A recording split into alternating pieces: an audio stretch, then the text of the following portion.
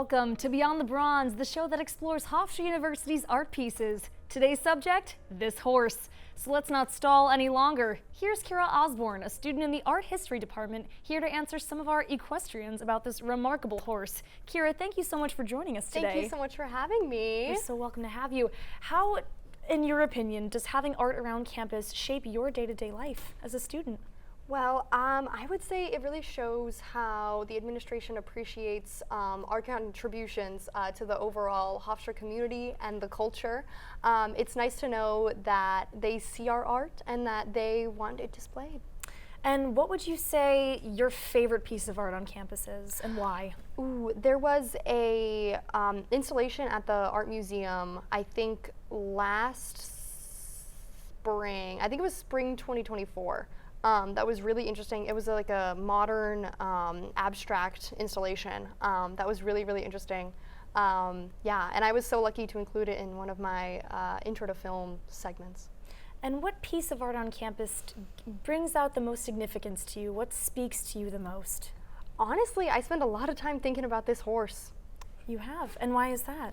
Well, it reminds me a lot of my childhood, actually.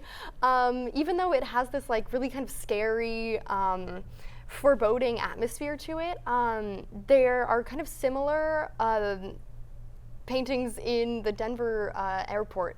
And yeah, I grew up around that area, and yeah. Alrighty, well, that's only half of the story, folks. We wanted a layman's perspective on the horse, so we went out and got the only neigh we know how to. Saddle up for our chats with other Hofstra students about the horse.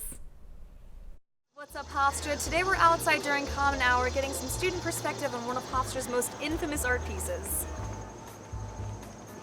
Let's go see what some of these students have to say.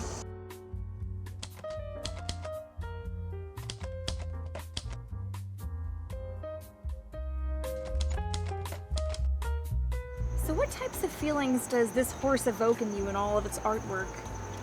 Unity, diversity, hope, inspiration.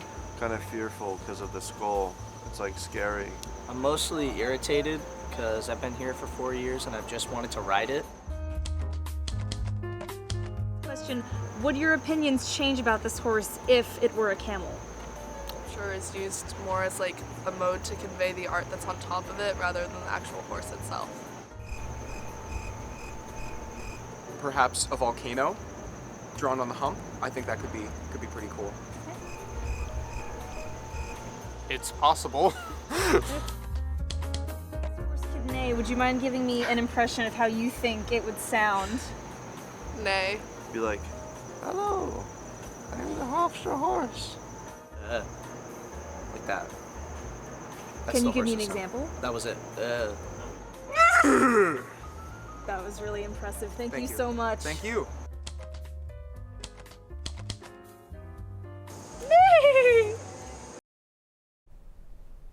Well, we heard it from the students, but Kira, let's turn it back over to you. Since our campus is a recognized statue garden, there are sculptures everywhere. So do you think the horse fits in with the other art installations around campus?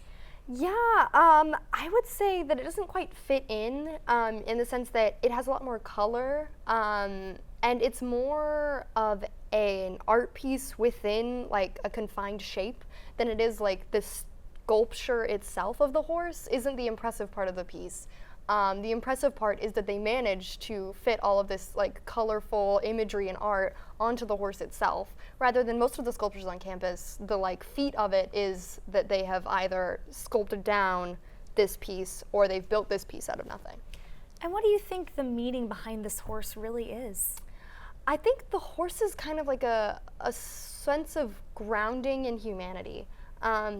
It's covered in flowers, but it's also covered in like images of war. And I think that the juxtaposition between those two images kind of creates both a sense of fear and it creates both a sense of fear, but also a sense that we need to return to our natural roots and just humanity as people. I like that it kind of shares a sense of kindness. And if they were to place that horse in any other spot around campus, where do you think they would put it? Where do you think they should put it, I should say? I think they should definitely put it like front and center, right in front of Hofstra Hall, right when you get off the Unispan. I love that answer. Alrighty. Well, thank you so much for joining us, Kira, today with all of your knowledge around campus. In fact, I think I hear something else coming now. I think it's another Hofstra student. Let's take a look. Hi, I'm Michael Perone. Me, I'm no art student. But I'll tell you this. I know what the Starry Night is. What? I know who Salvador Dali is. What? I know where the Louvre is. So I'll tell you something. Today, we're gonna kick some art student butt. I'll see you on the other side. Okay, so here we have Kira and Michael, both Hofstra students, here to challenge each other to see who knows our campus the best. The game goes like this. I will read out loud a statue from Hofstra's vast collection. You each will then take a turn showing us on the map where you think the statue is located.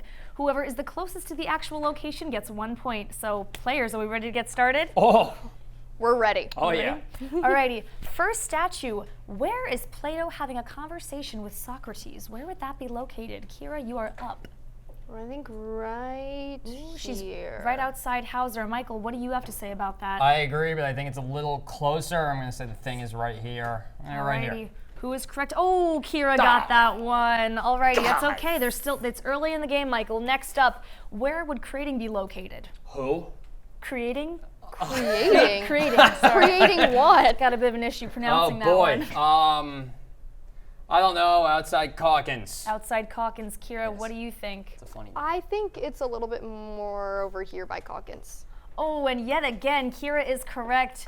Listen, having that art history minor really helps the girl out. It really puts her on. Yeah, I bet. All right, next up, can you show me where Ben Franklin would be? Where would dear old Ben be located? Dear old Ben is way up here. This is a historically accurate map, so just for the game's sake, I'm gonna say right here. there. I like the confidence, Michael. Kira, Okay. where do you think he's located? I think he's a bit more this way, so I'm gonna say like Ooh, over we are here. neck but and neck. Oh. Unfortunately, Michael is going to have to take the win for that one. Unfortunately. I mean, well, next up, Oh. let's see. The Victory Eagle, where would that be located, guys? Victory Think Eagle. long, think hard. Where is the Victory Eagle The located? Victory Eagle. I'm gonna say right outside Hofstra Hall because Right it seems outside very, Hofstra like Hall. a very patriotic building. And That's- eagles are by definition patriotic. I like that answer. Yeah. Kira, where do you think? Oh, isn't it over here? Oh, Michael has got that again. Now we are all tied up, folks. So, unfortunately, the game is going to have to end there, but thank you so much for joining us. You know what? We're all winners today. All good things end in a tie. That's it for the episode of Behind the Bronze. Thank you guys so much for joining us yet again, and thank you all for tuning in. We will see you next week. Yeah. Look at that. They said it couldn't be done. They said it couldn't be done.